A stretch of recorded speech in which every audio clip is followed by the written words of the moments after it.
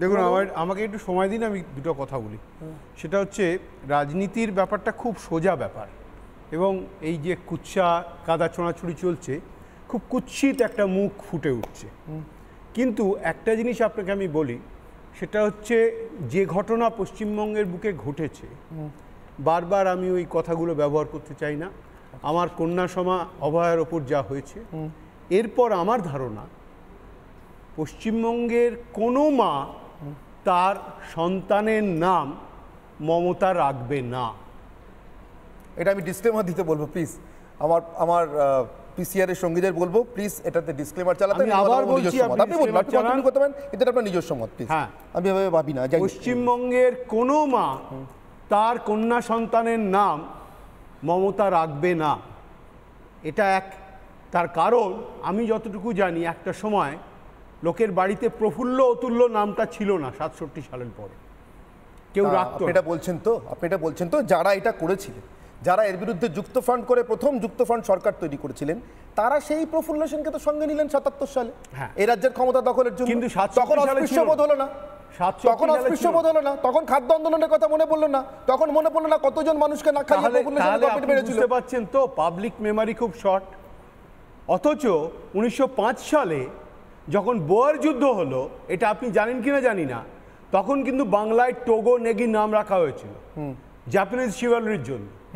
সেসব অন্য প্রশ্ন। আমার কথাটা হচ্ছে যে কুৎসিত ঘটনা ঘটেছে, সেই ঘটনাটার আমার এখানে কোনো রাজনীতি, আমি এত রাজনীতি নিয়ে আলোচনা করেছি, এই দলীয় রাজনীতির কথা যেটা বলছেন, এটা খুব আমার কাছে কুৎসিত একটা নোংরা মুখ উঠে আসছে। এবং পশ্চিমবঙ্গের মানুষের সামনে যদি এইটা বারবার উঠে আসে, তাহলে পশ্চিমবঙ্গের মানুষ তার থেকে বিচ্ছিন্ন হবে। এবং রাজনৈতিক দলগুলোর যে কুৎসিত চেহারা, আমরা কিছুদিন আগে দেখেছি, একটা হাসপাতাল ভাঙতে পারে যদি কোনো রাজনৈতিক দলের গুন্ডা বাহিনী সমর্থক, তাহলে তারা যে কোনো এক্সটেন্টে যেতে পারে।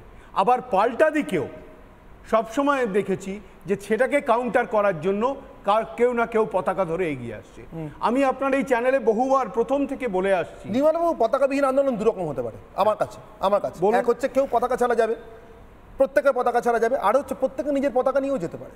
ছাত্র সমাজ যদি ডাক দিয়ে থাকে, কোট আনকোট ছাত্র সমাজ, তাতে সব ছাত্র সংগঠনের নিজের পতাকা নিয়ে, যদি এতই উদ্গ্রীব তৎপরতা থাকে যে আমি যে আছি দেখা যাক, আমার মুখটা দেখা যাক, চেনা যাক, আপনার সবাই না নিজের পতাকা নিয়ে যাবে যখন কথাটা বলছেন, আজকে শুনুন জাপল সাথে তার মতো মানুষ, সেও কিন্তু সারা জীবন যে বিপ্লবে বিদ্রোহী কাজকর্ম করে গেছে, লিখে গেছেন, তিনিও একসময় কমিউনিস্ট রেজিমের বিরুদ্ধে কলম ধরতে ভয় পেয়েছেন, পারেননি, পেরে ওঠেননি। তার এই আদর্শগত বাধা, এবং সেটা তিনি স্বীকার করে। আপনি আমাকে একটা কথা বলে দিন তো, আপনি আমাকে একটা কথা, সৈকত, আমি আপনি বলতে পারেন আমি জানি না, সৈকত। আচ্ছা সৈকত, সঙ্গবদ্ধ কি দেশপ্রেম, সঙ্গবদ্ধ জীবন, প্রগতি, স্বাধীনতা, গণতন্ত্র, সমাজতন্ত্র, এই কোনগুলোর মধ্যে, মানে এই যে নীতিগুলোর মধ্যে, এই কোন নীতির মধ্যে একজন চিকিৎসকের খুন এবং ধর্ষণকে সমর্থন করা যায়? যদি না যায়, আমার প্রশ্ন, তাহলে এই দুটো পতাকা পাশে আসতে অসুবিধা কোথায়? না, আমি এই দুটো পতাকা জানি না। আমি যে পতাকা নিচে ছাত্র আন্দোলন করেছি সেটা শান্তি, প্রগতি, বৈজ্ঞানিক সমাজতন্ত্র। যাই হোক, তাতেও কি একজন চিকিৎসকের ধর্ষণ এবং খুনকে সমর্থন করা হয়? দেশপ্রেমের যে কথাবার্তা বলছেন, ওগুলো তৃণমূলের ছাত্র পরিষদের স্লোগান। যাই হোক, আমি যেটা আপনাকে বলি সেটা হচ্ছে কংগ্রেসের ছাত্র পরিষদও তো বলছে। একদম, আমি আপনাকে আসবে একসঙ্গে বলছে তো। দেখুন, কংগ্রেস কি করবে, কংগ্রেসের রাজনৈতিক লাইন কি হবে, তার ছাত্র সংগঠন সেটা আলাদা বিষয়। আমাদের স্ট্যান্ড, আপনি আমাকে বলুন না, এই দেশে কোন ছাত্র সংগঠনের রাজনৈতিক লক্ষ্যে আছে যে বিচার এবং খুন এবং ধর্ষণের বিচার এত প্রয়োজন কেন? ছাত্র যদি এবিভিপির ডাকে বা স্বাধীন আন্দোলন ছাত্র সমাজের ডাকে লাখ লাখ ছাত্র রাস্তায় নেমে যায়, তাহলে আমরা আমাদের মতন করে প্রতিবাদ করছি, অসুবিধা কি? আলাদা কেন? আমাদের ওটাই বুঝতে চাইছি যে কেন বামপন্থীরা আসছে না, এই নিয়ে আপনারা করছেন। মানুষ ঠিক করে নেবে। নাগরিক আন্দোলনের তুঙ্গে উঠে মানুষ, জনগণ ঠিক করে নেবে। আপনি আমাকে একটা কথা বলুন, একটা কথা শুধু নরেন্দ্রবাবু, সেটা হচ্ছে যে আজকে অভয়া নিয়ে আলোচনা, এখানে বেসিক পয়েন্টটা দাঁড়াচ্ছে যদি অভয়া হয়, আজকে আমি মনে করি সাংবাদিক হিসেবে অভয়ার আত্মাটা বন্যিমান। ব্রুনো বাওয়ারকে তারা পুড়িয়েছিল, তাকে নিয়ে হেমঙ্গ বিশ্বাস গান লিখেছিলেন এবং বলেছিলেন তার আত্মা বন্যিমান। আজকে অভয়ার আত্মা বন্যিমান।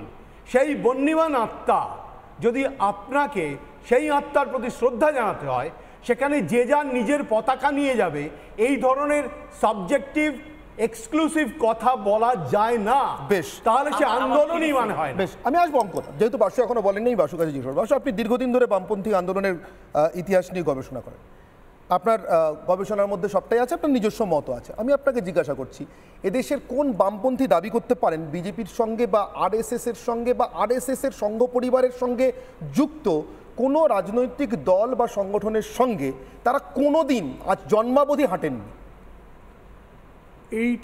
এই প্রশ্নটা চাইতেও এই মুহূর্তে যেটা অনেক বেশি গুরুত্বপূর্ণ হয়ে যায় সেটা হচ্ছে এই বিজেপি বা আরএসএস এর মতো একটি ফ্যাসিস্ট শক্তি বর্তমানে ক্ষমতায় রয়েছে, কেন্দ্রীয় ক্ষমতায় রয়েছে। বেশ, তাদের পরিচালনাধীন যে সিবিআই, সেই সিবিআই এসে যে এই হত্যাকাণ্ডের জন্যে যার দায়, এই ধর্ষণের পেছনে যার দায় সবচেয়ে বেশি, সেই মমতা বন্দ্যোপাধ্যায়কে সবচেয়ে বেশি সেফগার্ড করার জন্য যা যা কাজ করার সেটা সেই সিবিআই করছে। শিওর, অবশ্যই। বেশ, এবং তার এর থেকে পরিত্রাণের উপায় কি ঘরে বসে থাকা? আরেকটা বিষয় সেটা হচ্ছে জাস্টিস ব্যাপারটা যখন ডিলেড হয়ে যায় তখন আলটিমেটলি সেটা ডিনাইড হয়। বেশ, সেই জায়গাটাও তৈরি করা হয়েছে। আবার একই সঙ্গে আরেকটা জিনিসও হচ্ছে, সেটা হলো এই রকম একটি ফ্যাসিস্ট ফোর্সের সঙ্গে বামপন্থীরা যারা ক্ষমতায় আছে, যারা হাতরাসের ঘটনা ঘটিয়েছে, যারা উন্নাও ঘটিয়েছে, আমার কোনো আপত্তি নেই। আমি খুব খুশি হতাম যদি সৈকতদের যে সংগঠন, যদি মীনাক্ষীদের যে সংগঠন, সেই সংগঠন একসাথে হাঁটতে পারতো, সবার সঙ্গে হাঁটতে পারতো, আমি খুব খুশি হতাম, প্রোভাইডেড যদি আজকে এই মুহূর্তে মিছিলের আগেও যদি যে ছাত্র সমাজ আজকে মিছিল অর্গানাইজ করেছে ইত্যাদি তাদের প্রতিবাদ জানাবে, তারা অন্ততপক্ষে একটিবার নরেন্দ্র মোদীর পদত্যাগটা দাবি করুন, হাতরাসের ঘটনার সমালোচনা করুন, উন্নাওয়ের ঘটনার সমালোচনা করুন, করে নিজেদের পাপক্ষালনটা করুন, তারপরে না হয় বাকিটা দেখা যাবে। একটা প্রশ্নের উত্তর দেবেন বাসু, একটা প্রশ্ন। আপনি দীর্ঘদিনের গবেষক, আমাকে একটা প্রশ্নের উত্তর দেবেন। 1977 সালে বা তার আগে এদেশের সব কিসিমের বামপন্থীরা এটা বিশ্বাস করতেন কিনা, তাদের বিশ্বাস বলছি, যে মহাত্মা গান্ধীর খুনি নাথুরাম গডসে আরএসএস এর দ্বারা প্রভাবিত? এক।